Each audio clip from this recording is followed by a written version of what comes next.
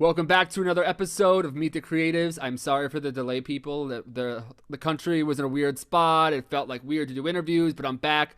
I'm in a new studio, and I'm here with my new best friend, Mr. Aaron Draplin. Aaron, thank you for joining me on the podcast. Thank you, Rob. All right. For people that live under a rock and don't know who you are, or maybe they're new to the creative space, I remember my friend, and shout out to my friend Josh Lepley. He turned me on to your work, and I remember I was like, whoa, this guy's awesome. And that was early on. So can we give Josh a shout out, by the way? I think he deserves it. He's the man. Thank you, Josh. I'm your dad, Josh. Paperwork back, and I do this on every single podcast. It's so Yes. stupid. That's the only one I'm going to ask you to do. Shout out Josh Lepley. I Well, love that thank you, guy. Josh Duffy. I'm still around. I'm still alive, Josh. And That thank you That's for good. your support. So, how about So that? for people that don't have a Josh Lepley in their life and they have not been turned on to Aaron, a little backstory, who you are, what you're doing these days, and we'll go from there. My name is Aaron James Draplin. 47 years on the planet. I'm a graphic designer, and I guess sort of a bit of an artist, I suppose, or whatever you want to call it. But I make logos and field notes and posters and merch and Skillshare videos and all of it from a particularly either naive or spirited sense of independence. We'll just say, Yeah. and I mean, really, that just comes back to the first studio job that I really had, seeing some of the pitfalls that are sort of in it. And it's not that it's good or bad. I just made a decision that, with the coaxing of a couple friends, like, you can go do this on your own. So I went on my own about 16 years ago, and I have never looked back. And financially, it was better. Peace of mind, it was better. Creative freedom wise, that's why we're out here talking, because the stuff you see from me, and whatever you guys know about me, and this is a privileged spot to even try to talk about yourself like this. It's very surreal. But hopefully it's things that you saw that I was making just for fun. And then that got some traction. And then, somewhere along the lines, that tricked a company into hiring me so I could get a paycheck. And that's really kind of what we've done, in a lot of ways. So which is me, but I can't say we because me and my girlfriend do all the merch in this backyard here. And it's a two-man band to ship a mountain of shit. So all you people who keep buying stuff, thank you. We love you. But yeah, it's weird. It's weird.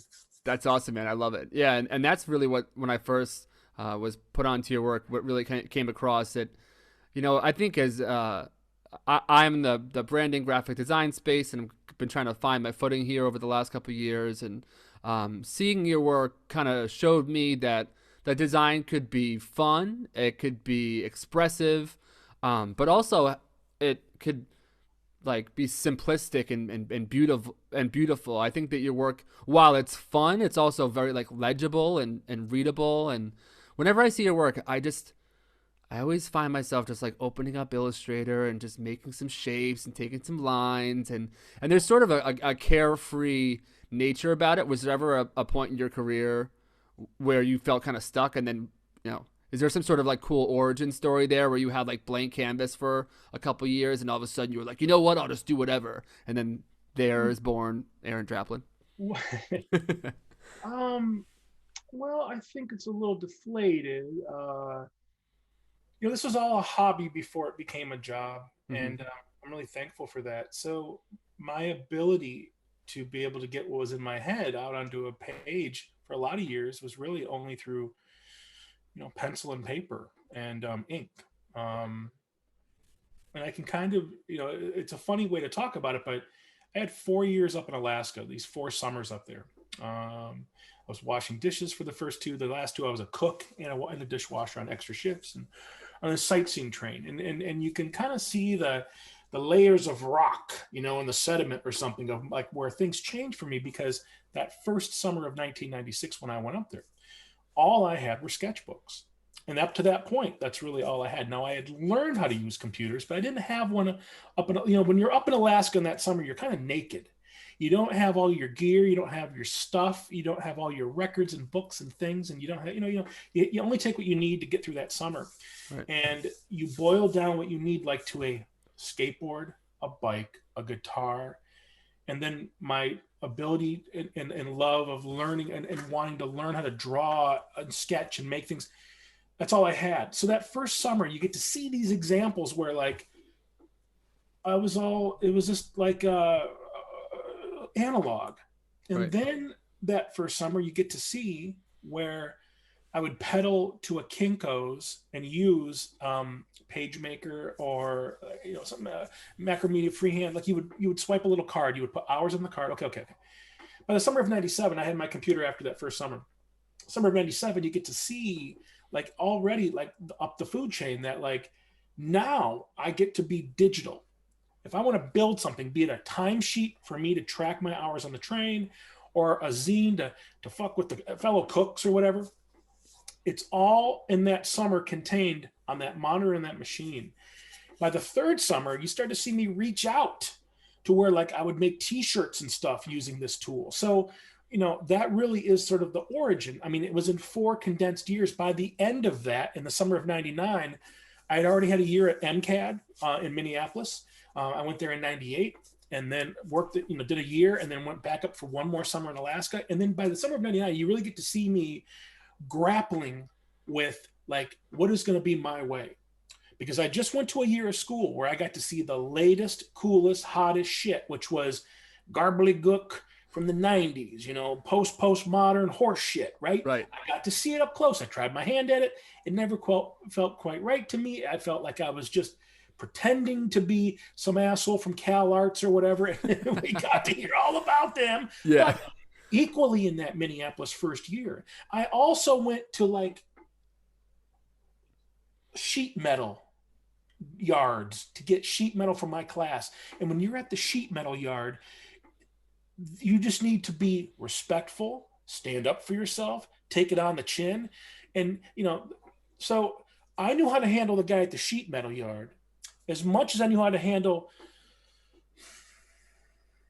some really intelligent, forward-thinking, professor from Walker Art Center or whatever. I knew I kind of got to see that. So by my 4th summer, what I'm getting at is I had to start making decisions where it's like, all right, what do I want to be? Do I want to emulate all the horse shit that's fashionable right now?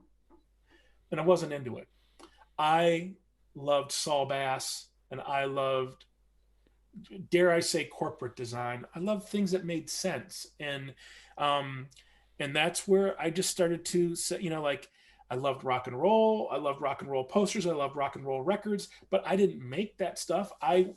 My focus really was, how do I go make a living? So for you to say like, how did you find yourself? The focus was, I need to pay back school loans and stuff, because by the year 2000, I was on, I was out on my own. So what you come to realize is like, I knew clearly that style, who gives a shit about style? When you go to your job, it's styleless. You go and do what's appropriate for your job to get it done. And at that time, it was a snowboarding magazine. We could go ape shit if we wanted to. But when I would work on a different client away from the magazine, I clearly understood they didn't want what I did at the mag, and I had to do what was appropriate for them. So my ego, and I know it's funny to hear that now because of what you know about me, but my ego was in check because it was like, listen, the couple hours you get a day to go do whatever the hell you want, that's but a couple hours. It's from 10 to midnight. Up until that 10 o'clock point, you were making a living, accommodating people, being appropriate for the mag, being appropriate for clients, trying to make as much money as possible. So that was my focus. That's where it started. And then in those 2 hours, that's where you go, fly with the eagles and just go ape shit. And I was just looking at things like, why don't we have this Bell telephone logo from 1960? It still works. Yeah. Why do we have to have 1,000 things jammed into a Web 2.0, button looks like you can pick with your fingernail off the screen? Right. I understand we were Bevels and drop shadows and all that jazz. Remember? I mean, we all. I'm with you on this 100%. Well, we were all Saul Bass, Lance Wyman. That's my. I love right. that shit. I mean, of course, and it's like I just wanted. Before I wanted to be. I'm going to date myself, but what? Imaginary Forces, which was the hottest thing that was in our school, and all the kids were doing it, and one kid got to go work for it, and he was a talented guy. Fill me in. What is that? I'm a little bit. I'm dating myself here, but this guy named Kyle from Imaginary Or Forces. I undating. can't remember his last name, but Imaginary Forces would have been the guys behind Seven. Remember the movie Seven, the start Yes. of Seven, and those scritchy, scratchy things that look like 9-inch Nail videos and shit at the start of all the movies? Well, Right. that's what that look was: scritchy, scratchy bugs and shit dying. And those guys are doing motion G's, Mm-hmm. motion G's, and they were in Hollywood, and they were doing, they were all those movies of that time had this art at the start of it and the end of it. It was really cool, right? Nice. So they were a big thing that you saw kids gunning for, and I was okay just to get a job. So it's a long answer, but when you finally understand you can make a living, then it's time to play, and that's where I started to go after my own stuff. Yeah. I would have been about I was always doing it, but with a focus right around 2000. To say, when I get to play, I'm going to be on my shit and keep that completely separate from how I make a paycheck. Right. I really appreciate you sharing that stuff because, and I'm guilty of it too, but I think in our industry there's a tendency to try and like and because we're communication designers, right? So we're kind of like trained to have everything be very succinct, and I always love people that like don't say and they talk with their hands in this kind of expressive way. But I think that it's so important for people like myself who are coming up to kind of hear sort of what now might seem trivial, but as somebody who is in, I'm kind of, I feel like for me, and I know that our stories are different, but that 4-year period that you're describing of kind of like the gears start to go and those little like the minutia of the experience, I think what a lot of times is lacking. And I know that sometimes on this podcast I try and be like, like, what's your best advice for entry level creatives? And it's like, well, try your hardest and do all this different stuff. But I really love those kind of personal stories and your humility to share some of that. So that's really kind of cool. Well, let's be clear. Let's be Yeah. clear to a young person listening. Emulation is part of the game. Yeah. Okay, and it's frowned upon because we're in an internet situation now where someone rips me off or whatever you want to call it, or I see that go down somewhere, and then I see a bit of a fracas, on the internet or something, or tweets or something. And by Monday morning, the next morning, everyone knows, and the person's called out, and all these sorts of things. Listen. Before 1996 or whatever, I was trying to be, Chuck Anderson. I was trying to be House Industries. You learn by looking up to your heroes and trying to, emulate the best you could. I didn't even have a computer, and I was still trying to build those sorts of things. When I could get a computer and sneak into there was a community college there, I would go in there. I didn't even have it in front of me, but I remembered what Chuck Anderson's vibe felt like, industrial typefaces and things and stuff. This is Minneapolis Chuck Anderson. I remember, House Industries, how playful and cool and nostalgic it was, and it wasn't a dirty word. It was just fun. It was fun. It wasn't meant to go to battle with the latest, horse shittiest grad student-ish bullshit of the time, where things were just discoursed to death. I understand it's valid. It's all part of the ball of wax, but no, can you just exist to make fun things? Well, that's what they meant to me, House Industries, So I definitely emulated, but that's also before the internet. I knew clearly, but you just can't take their stuff because that's not what you're supposed to do. When you're in a band, and I've never really been in a band, but bands can't just take other people's stuff. They do all the time, but then Right. they get in trouble for it. So I came from that ethic of like the bands I loved. They were okay with being small and okay with carrying their equipment, okay with making no money, because the flip side was they had complete creative control over the art, the packaging, the way they put their stuff on the stage. They owned everything. It was smaller, but it was theirs. And just to young people, whoever listening, this is how you learn. You learn by watching other people. But at some point, you have to dig deep, and you got to go find something that you love and then make your twist on it. And that's where you see it hourly with the people I look at, the young jerks. Every 12 minutes, something cool coming out of those guys, I mean, whatever it is. those things are very inspiring to me. Now I don't want to, I can't go and pretend to be a Dan and Dan, and they have the market cornered on that certain blue or that kind of peach color. I understand, there's a shortage everywhere else in the industry because of those two, but it's like they made their own way. They found their own thing. And I'm seeing that with other friends, Clark Orr and Brittany doing their Hellcats. They use a certain color palette and a certain things, a certain vocabulary, and that's what it's going to take. And remember, there's a million colors and a million typefaces and a million ways to do that. And there's ironies and things. And, what I'm seeing now is I'm seeing celebrated nostalgias, right, which I've been in trouble for, listen, if I'm selling same here, man. Oh, I'm so happy we're going down this route.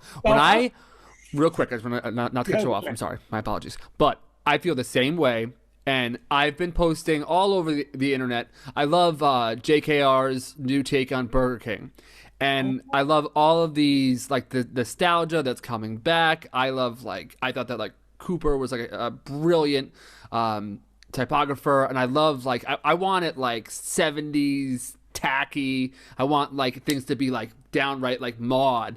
And I used to always get in trouble. The things that I'm seeing now that are being applauded just a year or two later by our industry as oh, this is so brave, bravo. I would get bounced from jobs for trying to play to that nostalgia, and now all of a sudden it's cool and it's brilliant. Oh, how about this? People are so full of shit in our industry. Well, of course, but not even nostalgia. How about just effective? Yeah. How about? It's great work, by the way. I love that Burger King shit. I mean, every once a year, a couple times a year, you get a chicken sandwich, whatever. If that experience that you get one of those things and the packaging looks nice, that customer deserves that. So listen, it's not a dirty word. Right. Because for someone looking back at effectiveness there, or someone looking forward to, I don't know, neo-brutalism and all these wifty-wafty horseshit type of, hey, fine, man, it's all, you can have that world, man. I'd rather go back to things where they print well, they're clear, they're meant to work on a stupid burger, and they're meant to work on a street sign. Yes. And they're meant to work on things like customs forms or things like a parking ticket. Hey, you want to work on the latest horseshit fashion that only works in Berlin and below, or Berlin and above? And I've been to Berlin. I got to get some of those cool Berlin clothes, like pants and shit, neat little folds and flaps and half hoods and all these fucking assholes. I've been there. I've been to Berlin many times. And it's you guys got a big and tall section? They don't. But, it's not a dirty word to go back and look. And I get it. I've been the source of people's ire and trying to get a grade for some Yale, thesis or something. And, the scary part is when I dip something in Futura Bold and it becomes a movie prop. Well, that's another way to communicate. Ration cans were limited. So the idea is this: it's just as effective to me. What's a modern typeface? I don't know, a fucking Monaco or some default thing that you see, Arial or Verdana. Okay. If you take Verdana and you get a roll of toilet paper, and all it is just that Arial around it, some big, some little, it's called hierarchy. You can read it; it's effective. If it looks like 1947 because it's Futura Bold or Spartan or something, suddenly I'm some retro asshole. Listen, everyone's allowed to go forward. All the way into the future, that's fine. But if I go backward, no. It's about effective communication. That's our job. Now, yes. That's what I do for this. That's because I just wanted a dumb camouflage hat. That's it. In the same respect, I'll make something for someone who's not anything doesn't want camouflage. And it's about what's appropriate for them. And yet, the Burger King thing is interesting to me because if you twisted it one little smidge and put it on IBM, they'd go crazy for it too. Because that's not, what I like about the Burger King thing is anyone can go to Burger King. Yes. And why I love IKEA is because any kid can go to IKEA and experience good, simple, Scandinavian functional design. Not everyone can go to Design Within Reach. I don't like that world. I'd rather see regular design show for regular people because I feel like I'm one of them, Yeah. And so it's that's what's always lost, in the sort of nuance of some the easy target of going after you or going after me or going after someone. There's this guy I've been watching. His name is Robert Beatty. And he does these cool, like, they look like Salvador Dali kind of 70s era airbrushed album covers. And I got to tell you, he gets to work on all these sort of newfangled cool bands, and they want that kind of soft look and stuff. And I listen to a lot of those bands, but because he's kind of cool, does he get a pass? Well, I've seen some criticism of the guy, and it was like, I just went and left a comment and said, you know what? When I got the new William Tyler record, I didn't know it was him. This guy did it. I just liked the vibe. William hired I've never met the guy, but I'm a big fan of this band called Lamb Chop. And Mm-hmm. Lamb Chop had this guitar player from Nashville called William Tyler. Just look him up. He's awesome. He's kind of maybe a 35-year-old John Fahey or something. So I'm a fan. But when I got his record cover, it was like, this just feels kind of like what the shit sounds like. And then when you go and see the criticism, it's like, man, someone got there. They were doing it on Nick Drake records back in, 1971. And then it took you had to have go-go's and shit happen, and punk rock and post-punk and, indie synth and, 80s synth. You had to have Michael Jackson and shit. That all had to happen. It's okay to go back to it. It's another way to communicate. It's another way to make a form. So, someone gets a pass. Well, you know what? Whatever, man. I know I'm a big gorilla, and got a face of it's tricky and all this shit, and I'm an easy target because it happens. But, this shit's cyclical. And Rob, what, you said 29? Yeah. 5 years from now, you're going to see things from a couple years ago that you're like, man, they were coming after that people for the, it's going to happen again in 5 years. Yeah, I'm starting to see that already. Even I've only really been like a working professional, I guess you'd say, for like the past 5 years, and I've seen it come and go. It was like Drop Shadows and Devils were like the devil, and then and like gradients and stuff like that were like out. Like when I was in design school, they were like, nobody uses gradients, and then Instagram comes along with that gradient, and you just can't shake it, and it comes and goes. It's tribal, okay. And here's the deal. Here's the deal. I don't know. Here's a bottle of water. Okay, this is right out of the toilet. All right, we have a recycling program here. We just like a BBC. Okay, and listen, there's someone that drinks the water like they take the drink, they go like this. Okay. And then there's some motherfucker that takes thing, just goes splash all over because it's the crazy way. Listen, now you see people stretching type to fuck with it. Hey, it's all part of the deal, Yeah. People putting 1,000 gradients on a page or stacking 1,000 things because it's crazy, or thick to thin. Listen, this is what they did in the 90s. It's going to happen again. Great, because that to me is, and here I sound like an asshole, it's fashion. It just comes and goes, and it's frivolous, and they're like self-eating, like they just eat each other. Rah, rah, rah, rah. Oh, that guy sucks. He's good. 6 months later, he's going to do it. He try to get an edge. Listen, Helvetica Bold works from 61 up until 2021. It still works. I'm okay with that. I can just stick with that. It's a stupid space shuttle shirt. I didn't need to win an award. I didn't need to change culture. I wanted to say I missed the space shuttle because I was raised on it. That's it. And that's okay to operate in. So, to anyone who's listening, who's young and, on the forefront of this, on the foreskin of graphic design, just really in the folds of graphic design, fucking chill out. Fucking chill out. Relax. Remember, all your comments are seen. They're all seen for as far as, in your behavior, as it goes. I got people who come after me, man, about this stuff. And, they're telling me I suck. Okay. And then you look at their stuff, and there's just some very simple math and angle to the dangle of this stuff. The meaner the comments divided by the coefficient of the hypotenuse divided equals a shittier portfolio every single time. So I understand that people are hurting and freaked out, and you're easy to lash out. I'm easy to lash out at, and the next one down the line, but I get to hear the stories backstage where it affected someone, and it affects me. I'm a human being. I've heard the stories backstage where people have said, I quit doing that thing that you knew me for because everyone was doing it, and it was just like, oh crap. Well, you hit something so beautiful that was effective, and that everyone could get to. Like, frankly, I couldn't go make what that Beatty guy's doing. I couldn't. I don't know. I could sketch. I could do a little diffuse, air look, in Photoshop. Maybe I could get there, but let him be that. I get to enjoy it as a fan. And it's just weird because all this stuff is cyclical, and really, my focus was to make a living first, and then all the frivolous shit, that was icing on the cake.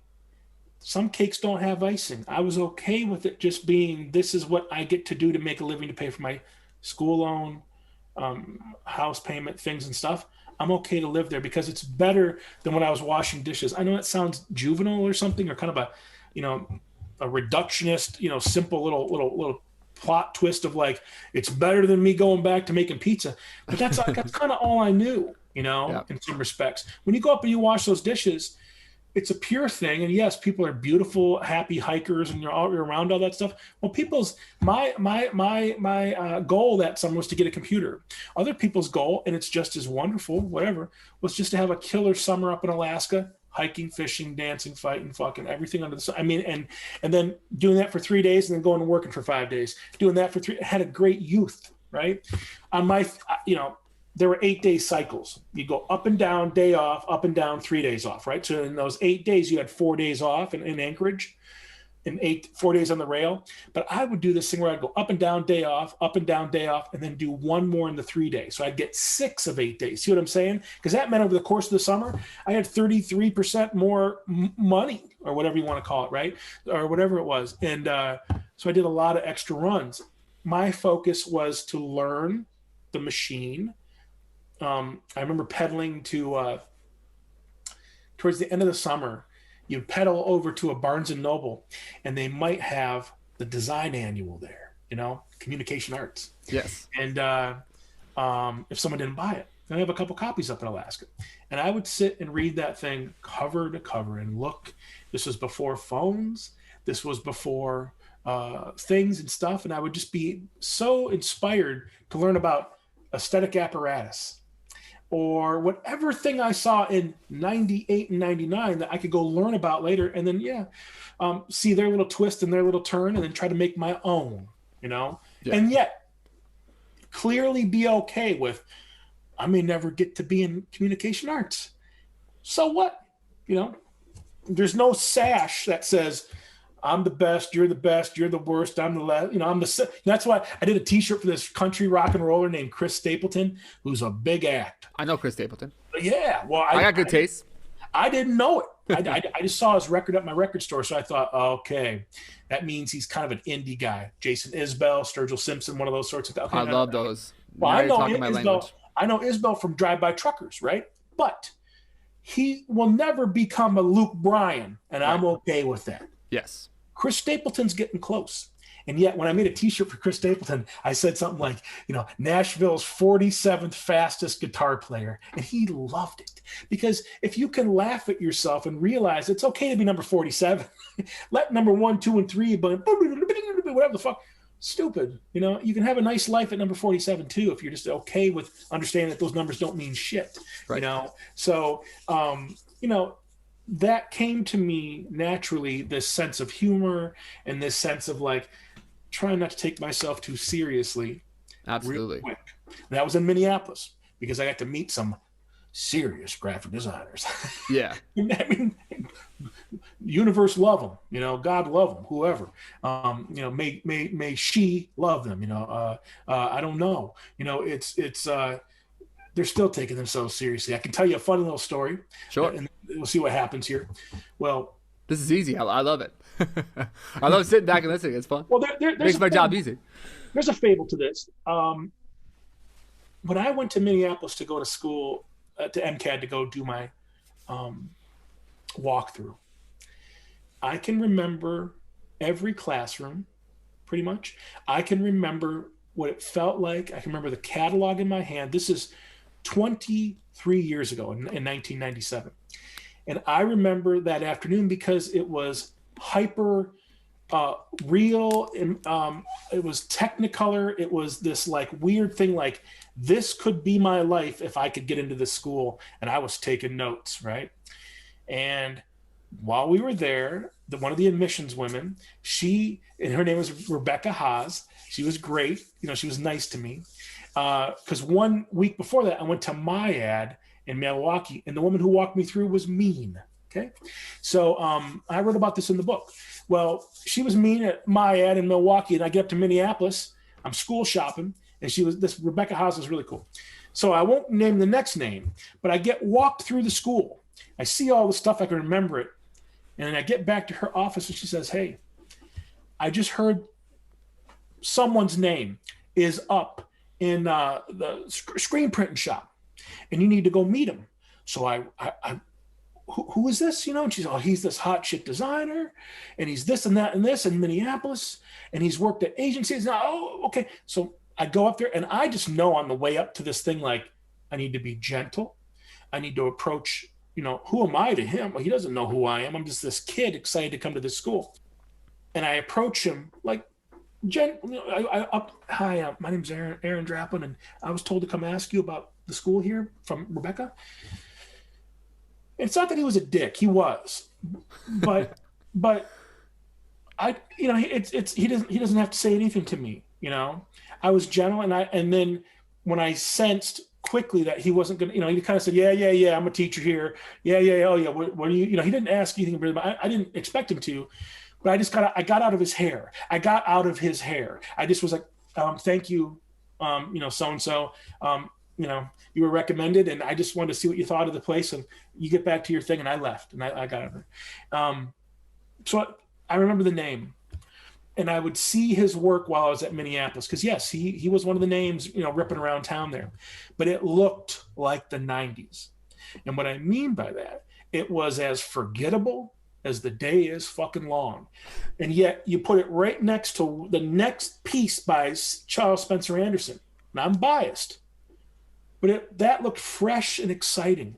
You put it next to the next thing I saw from, whatever I was looking at there. Fuck it. Going back to the sign at the sheet metal plant I would go to. It was more exciting than this highfalutin pretending this guy was doing. Okay? So here's what's interesting. All these years later, I became a something.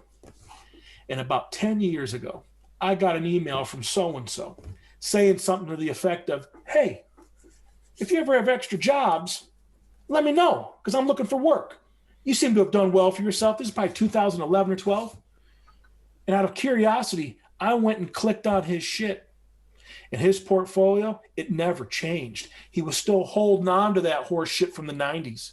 And that's a word to the warning, to the wise, to the whatever, to everyone listening here, that you have to evolve.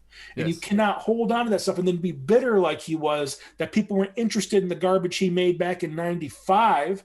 No. What did you make 6 months ago? And how does that look? What does that look like? And how did that change and whatever? And honestly, I felt bad for the guy. He took the bait then and was saddled with all that just riff-raffery. We're talking, sprinkly, sprackly, damage type, scrinkle, scratchel, put it all on a page, shift the page, it all falls into a corner, slam it, and then that's postmodern graphic design. But he was still doing that shit. And it did not work. You couldn't read it. It wasn't effective. It was cool then. So here's what, I just was kind of like, well, fuck you. I didn't write the guy back. I'd rather have written the kid back who said to me, Draplin, I don't really even like what you do, but I really appreciate that you tried some new things. I get those all the time.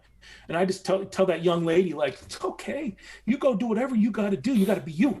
You got to go after your stuff. Because here, I don't need to tell her that 17-minute, diatribe I just shared with you there. But I just kind of say, like, listen, people are still locked in those things.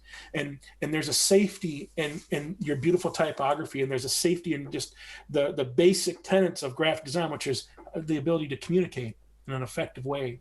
And sometimes be really wild, and sometimes be really pretty, sometimes be really colorful, sometimes be Massimo Vignelli monotone. You know what I mean? I love that stuff too. I love that stuff. There's a place for that too. Right. So anyway, that guy, it's just interesting. And then here's where I'll put the bow on this whole cool. stupid. I just talked to we this we can person. chop it up too. Don't worry about it. It's Well, I cool. mean, I just talked to someone who kind of knew him, and I told the same story on the phone. Oh, fuck that guy! He was a dick, and then this, and then that, and then that. And the guy goes, "You know what? He's still kind of mean." And that's it. You know, it was just like, all right, you know, listen, that if that's your deal, cool. But I'm never going to be just mean to some kid. Now I understand if you're in the middle of pulling screens and then here comes, you know, this, you know, ape shit, whatever. I understand, but I've always thought about those moments, and I thought about when I got to meet Michael Beirut, and he stopped what he was doing. He sensed that I was excited, and he talked to me, and I will remember all of that because he was a hero. I have his book, and now we talk every now and again, you know, every little bit. Right. But that meant the world to me. But my hands are probably shaking because I have kids come up to me now in the airport and their hands are shaking, and I know how to handle them. You know. Yeah. Anyway. Yeah. Michael was one of the first guests actually on the show. I originally reached out to Debbie Millman, who's coming back on the show soon, and I said, you know, like I actually asked. I was talking to her and also to Sean Adams, and I was like, you know, Yeah. I gotta Sweet meet. guy. What's up? Sweet guy. Yeah. Oh, I love Sean Adams. He was the first. He was the first episode. Oh, I, cool. I I got some luck early on, but I remember when I met. I remember meeting Michael Beirut was just like so cool, and he was so humble and kind and generous, and I I don't think that. I mean, maybe he does, and I'm not just saying Michael in general, but kindness and generosity and patience in moments like that. You know, I remember there wasn't a whole lot of momentum on my podcast, but I remember thinking to myself, if Michael Beirut, the king of New York, as far as I'm concerned, one of them. I Yeah. don't want to get offend anybody here, No, he's like but that. if he could be kind and generous, and if he has time for me, I remember actually I remember where I was when I wrote him to be on the show, and it's a nerve wracking thing when you reach out, and this will be a nice little segue here into networking and stuff like that. Although I think we've covered a lot of it. I remember I was like nervous as hell. I was at my grandparents' house and I like took a shot of whiskey and I was like, here we go. I'm going to write this thing to Michael Beirut. And I told him, I just got your book, How To. I'm showing how young I am here. But I just got your book, How To. I love it. It's amazing. I haven't put it down. It's falling apart. I'd love to meet you. Let me know. And I was so convinced that he would never get back, that he would never say anything. And I remember he wrote me back the next day at 5 o'clock in the morning. I later found out that we're practically neighbors. He lives in Westchester. I'm just over the other side of the bridge. Okay. He was really nice and was like, "Yeah, I'd be thrilled to do it." And then I later met him at the Rizzoli bookstore in New York. You may have been there before, but I remember thinking, it's like if someone of that stature can get back to me, then I so owe it to my contemporaries and the people that are just like me to build a podcast. So Yeah. I mean, sometimes it's lost on people how a little act of kindness, because for him, he probably like doesn't even remember who I am. I mean, he check it might, out. We are but brand building for him right now. yeah, go buy the book, How To, now available These are on good Amazon. things. By being somewhat of a human being, you know, and like, you know, listen, Yeah, you know, it warms the heart because listen, he's a busy guy right, doing brands that are bigger than all of us combined, and yet he's still kind of a kid from Cleveland, you know, right, yes. and understands what it's like to leave the smaller city and go to the big city, and it We're just goes. practically neighbors, which is so crazy. Like that I just mean, is awesome. that currency is really impressive to me because Millman's got a lot of important shit to do, you know, of course. And these are some, you know, Sean Adams, come on, you know, but they also understand that someone gave them somewhere, someone gave them a little a push, you know, and Yeah, that's how this stuff really goes. So I just try to think about it. I know I'm a lucky guy. I've worked hard. You know, it's been awesome, but I try to make room for all that stuff to a detriment sometimes because yeah. I end up telling a kid how to connect a line in Illustrator or something. My girl Lee will just be like, just tell that fuckwit to just go Oh, Google it. Yeah, Google it. I know. It's just the sense of I get a lot of the third email, which is I call it the third email because I get the first email like this is never going to get to you. here's my problem, and help. And then the second email is me like, hey, this is what it is.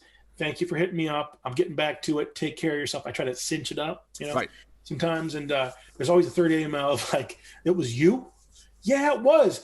I said it on Rob's podcast. I said it on so-and-so's podcast. I get all the email, and it's me, and I got to sort through that shit. Don't send me your 99 megabyte fucking portfolio that's going to clog up my Google. You know what I mean? Like, yeah. Well, what happens is I think people get, and this is I'd love to get your input on this. So early on, all these doors are opening up, right? I'm meeting all these people. I can't believe how well it's going. I'm excited. I'm meeting, they say, don't meet your heroes. I say meet them. By the way, some of your heroes might be assholes. Just happens. But most of them, though, for the most part, pretty cool, right? But the secret sauce, if you will, of the whole thing is, and I got this from my friend Cy Wakeman. I've quoted this ad nauseum, and she taught it to me. But it's don't be transactional so that you can become transformational. The second that you go in for the ask, you're like dead in the water.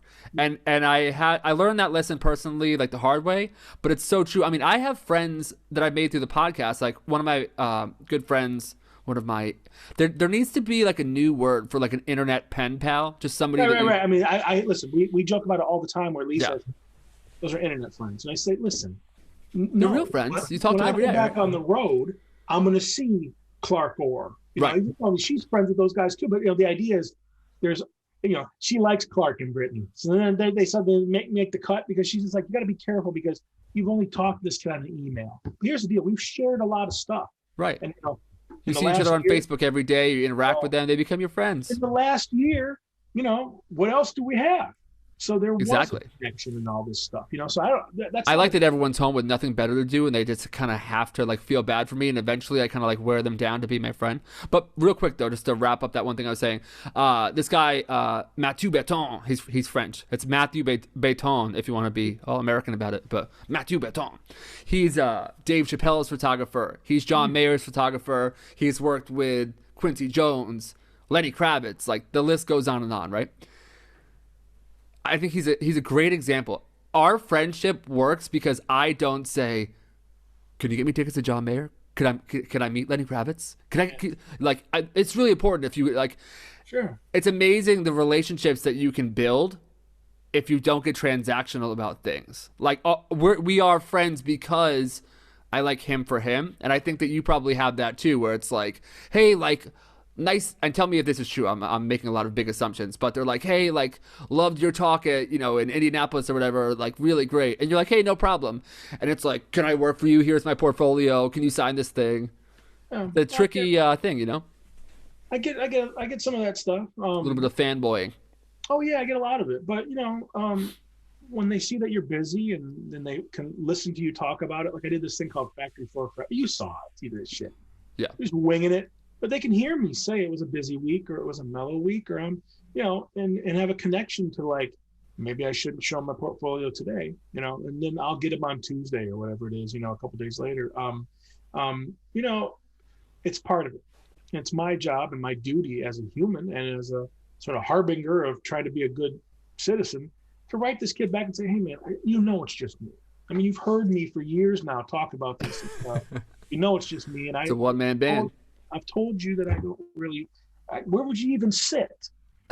But I just will say, hey, pages 2, 3, and 7 are really great, but 6 and 4 are a little weird. You got to really watch it because I can just see your direct reference and scrap those and just show me something you love to make. I don't care what you got for a grade, on this one. Go and show me things that you just want to go manifest this stuff. So, listen, all these things about transactional, I understand. It's like, I don't know how to say it. It's like, I'm working for a guy right now from a band Pearl Jam. Yes. His name is Jeff Ament. And he is, he's Pearl Jam, okay? And grunge and all this. And I know it's kind of dated. Now it's suddenly classic rock. But I have those first 3 records. And I got them when I was 18 years old, and just starting my life and going out on my own. And, of course, I remember that stuff. But when I talk to him, I just pretend that he's a fellow artist and skateboarder and stuff. And, and I have to be careful because the moment I lapse and kind of go, get me a backstage pass, I want the biggest backstage pass on my neck dangling, that's going to happen. I already told him, I said, I'm going to be totally cool with you. We're going to get the project done. It's not for Pearl Jam. It's for his skate park foundation that he does. He builds skate parks for kids all over Native American reservations. That's the fucking coolest. Because, you know, it's hard to get a skate park anywhere, and much less on a reservation where it's like, it's rough. He does that. And I don't care if there's any money involved. I just wanted to help. And I got to. And I made a bunch of graphics for him. But when we get done, and he paid me some money, and all it's cinched up. I'm just gonna say, listen, man, you're fucking Pearl Jam. I'm coming to a show. I'm getting the biggest backstage pass. I want all access. I want to be digging in Eddie Vedder's gym bag. I'm doing it because you're that guy. I've had to keep my cool for fucking 2 months on the phone and everything in emails with you trying to protect. Yeah, eventually you got to cash in. You got to build some equity. Tell him that I had him. He knows. He knows. But I need to tell him because I told him, I said, next time you're in Portland, you're coming and signing those couple records for me. God damn it. You know, I had a buddy bring a guitar. You can see that orange guitar? My buddy Saul Cole. I saw that right away because you know me, I love orange. That's my color. That's that mid-century flow. Yeah. Well, Saul brought me a guitar, and I found Saul's one of the bands he was in, a band called The Charms. I found it from the 80s, and I made Saul sign his record because he made a record. And Saul is not a Pearl Jam, but he's a hero to me. He makes beautiful guitars, and they're awesome. And I got to get one because I helped redo his logo through Gary Hustwit from Helvetica and stuff. Those guys are like best buddies. You know, they grew up together. So, that charm of like, now when I sign a book, that's that moment where it goes ape shit, and I know how to handle it and make it fun for the person who kind of crossed the line to be like, and I just kind of go, of course I'll sign your feeling. I watch them go, of course I'll sign your baby. Well, I've signed one boob, but that was on a man, and we don't need to get into it, but I did do that. Sure, your girlfriend's really tricky. Well, it was just like, really, and I'm like, you should get it tattooed, motherfucker. That was some kid in Iowa, and but did he? I see people be really, no, he didn't get it. I see people be gentle because they think they're going to put you out, and I sense that right away and say, of course. Now, the other way around, when I went and met Jeff Tweedy from the band Wilco, I've been listening to Wilco for 25 years, and I have liked Jeff Tweedy for 29 years from Uncle Tupelo and a couple other bands. And he saw me squirm and go, I brought all my record covers. Can you sign them? And it was like 20 record covers because he's had 3 or 4 in Uncle Tupelo, Loose Fur. There's just a lot of stuff, 16 Wilcos, whatever it was. Right. And, I brought him, and we like fanned him out on a table as if it was like a mortgage for the poor guy. And he did it for me. And I just really appreciate that. It's one little part of his life. It was 10 minutes, but I'll never forget it. And I understand now when I'm in the airport and a kid comes up to me and hands are shaking on whatever level, 1/100th of that Jeff Tweedy thing, that's his. And I'm really careful about that. I just get him right down to like, you want to hang out? Carry my fucking bags in with me. I'm tired of lugging this shit around. I just got out of the cab, the kid's like, all right, we lug the stuff in, and I dig in there and I get him some field notes and stickers and say, well, it is just me, it's just me. I got into the cab at the house, and I drove the cab drove me here, and I got out at the airport, and I have to lug this shit in, and you can't bring it all in and then go run out to the curb. You have to do it 6 feet at a time, otherwise you get in trouble by the police, the transit police. So in that moment they realize he is a regular person, right? And I can reach back out to him because now I get a lot of this stuff like, hey, it's Rob Johnson from that one time we walked past each other in New York City, and I go, hi, Rob, how you been? You're kind of full of shit, but yeah, you get that moment, and that's where you can see it in their eyes, a little twinkle of like, we had lunch together at some show in Omaha, and it's like, and it takes me a couple seconds. I remember, there you are, and all that stuff is part of the, part of the mix, part of the magic. Yeah. Listen, when I've got to go out on the road, and I don't need to name any names, but I would be at these larger things with big names. And I remember the organizers would say to me, they'd say, are you sure you want to go out and have a merch table? You're fucking right, I do. I want to go sell some shit. I'm not here to make friends. That's what's going on in my mind. Um, but I want to go meet the kids and hang out and be. I want to be a camper. I didn't get to be that camper. One time when we went to a brand new conference with Armin there, Armin, a brand new I'm a conference. fan. Well, geez, those two, man, they're smart people. I love them. I love brand new. I can't stand the people in the comments. That's what I'll say about it. See, I know. I'm a stay out of. subscriber. I pay when they went paid. I was excited and happy for them. Open invite if you guys want to come on the show. Big fan. Been since college. I'll put you. I want to throw punch some of the people in the comment section there. Yeah, I mean all the experts. Not everyone, but most of them. I know. Well, I remember. But I fully support brand new. I know. I want to while we're here on the record, I just want to clear this up. I love every day I go look and see the noted, the reviewed. Big fan of the platform. I love it. The comment section. There's some thoughtful critiques on there, but there's just some people on there that are like contrarians, just for the sake of like being an asshole. I hate that shit. Yeah. I mean, fuck those, whatever. Yeah. Well, but go support brand new. I love them. yeah. Brand new I under go look. consideration. I didn't know it was like a paid thing. I guess I still look and see it. Once a week I go just scroll a couple things, and I just want to see what they're up to. I think for like unlimited, it's like a tiered kind of operation. Well, I mean, those guys got to make a living. I mean, I guess. Hell yeah, absolutely. Anywho, at that show, there were all Massimo Vignelli was there. Damn. And because some other people, and they just didn't really interact with any of the kids. I went right out there because here's the deal: I wanted to just go be a camper. I wanted to go to brand new and just see what was on the stage. And of course, if I can sell some shit, I'm going to sell some shit. But that's where my mind goes. It's not this thing where like I've just been in a lot of situations where like I'm in the backstage and people are like, oh, you're going out there for your merch table.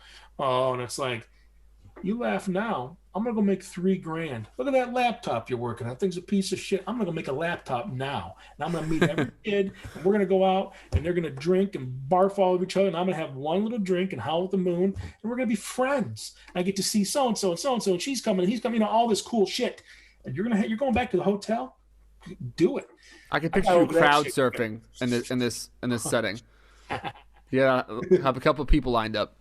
Well, really, there's a lot of mass here. You have to have some very strong arms. But I mean, here's the deal: if this stuff didn't happen, it's okay. Eventually, I would have been able to go to Adobe Max and just been a fan walking through the crowd, and I get to still do that now. But now I have people stop me, and it's fun, and it's all part of the deal. And when our merch table at that thing is fucking ape shit. So everyone who goes there and buys something, thank you. Yes. When we can, we're going to go do it again. But I would have been just as okay being the kid going there and buying a ticket. Thank you for doing this. Where can people find you online? What's the best place to get in touch? What are you selling? Where can people buy merch?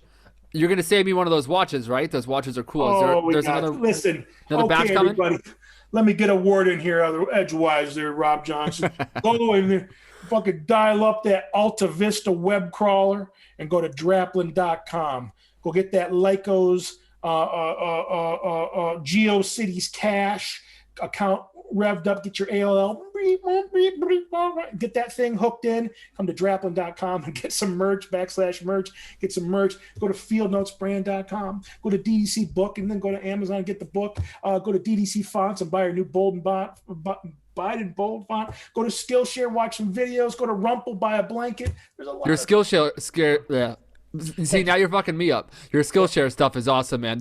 I had Matt Cooper, who's the CEO of Skillshare, great guy, really cool dude, by the way. What? Young guy. I'm always saying. Yeah, he's young. I look like him right now. This is like something that he would wear. He was on the show. I love Skillshare, but some of the quality of the stuff can be all over, and they're transparent about that. They have like their sort of their flagship sort of videos that they put forward, and then some all different. But I love Skillshare.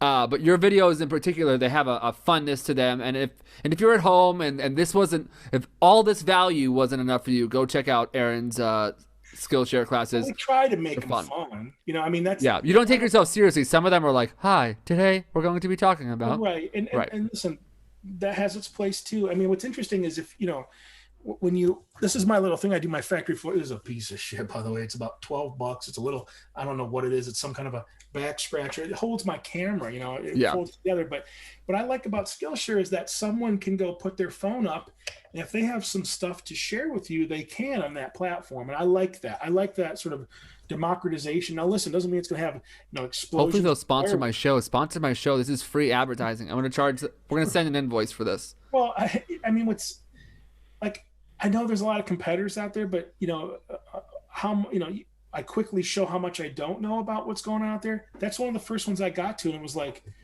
wow, you guys are pretty slick, and you want to do this with me? Let's do it. Let's just make sure, you know, here's my ask. If these are the professionals and this is the kids starting out, we have to handle that entire range. I don't want to just do the coolest of the cool or whatever you want to call it. I want to do everybody. So really actually more towards the front. Like I want kids to come in there and be comfortable, have fun with it, laugh a little bit at me, laugh at themselves. And yeah, the intro is ridiculous. You know, these fun little things. And they were really cool with that. And check it out. We don't do one every week. It's one a year, and we think it out. And we take a look at the things around us. And by the way, you know, we're doing this in January, and we're filming the first one in the first week in March, and it'll be out sometime in probably early May. Nice. But, you know, it's been an incredible set of privileges and awesome. And I just like to think that we don't ram it down people's throats either. You know, I mean, when Hish does one, it's right up there. I watch that shit, you know, of course, because I want to learn too. So we try, but we also just try to keep it doable. As in, any kid who comes into that thing, they'll get something out of it. If you're over here where you're the experts, you're gonna find a couple key commands. If you're back here with this kid who's just starting out, it creates this palette where it's like, I can go do whatever I want. That's all good stuff. Right. I made something today, so that's what. I need to learn the key commands too. That's one of the things. Like I think that like when I try and do, and it's kind of funny to be here talking to you, but when I try and do. Over the years, I've tried to do my the Draplin thing, so to speak, the vector art, simplistic, you know, kind of thing. Simplistic is not a good word, but you know what I mean. But when I try and do that stuff, I can do it, and I've learned about like the curve tool and the shape builder tool. Oh my god, the day I found the shape builder tool, my fucking mind exploded. But now I need to. It's fun, and I've sort of found my stride with it a little bit, but I need to kind of streamline that process. So I'm going to go take your Skillshare class. And dude, we got to do this again. You're welcome back on the show anytime. Thank you. It's just about the quiver. Whatever you're going to learn there, your quiver can always add one more little arrow. Okay. That's all it is. Yeah. I learned these things over the course of the week, and you know, there's something new, and then check it out. I forget things too, and my little quiver gets smaller. You know, it happens. And you know, some people will not need to make the DDC looking thick lines or something, but it's all about knowing kind of, you know, that a really simple thing can have sophistication behind the scenes, or a Dana Tamagotchi or something where it's beautiful floral stuff. And then when you really, and it's complex, and you go look at it at 1/60,000th or whatever, and you see the moves she's making, I will forever be a fan of her because it's beautiful, it's complex, and I couldn't pull it off. You know what I mean? So like I aspire to that. And you know, you see that with Hish and you know, all these sorts of things. So I can't do that stuff. I wish I could. I'm so far. All right. So not and, that person. You might not I wish I could that for what you need to do. And that's okay. But until someone comes to you and says, we want to go floral, then you got to go look at some of those things. And that's the idea here, is you're just expanding your range of, you know, of knowledge and fuckery and everything else. So, well, thanks for having me, man. Yes, likewise, brother.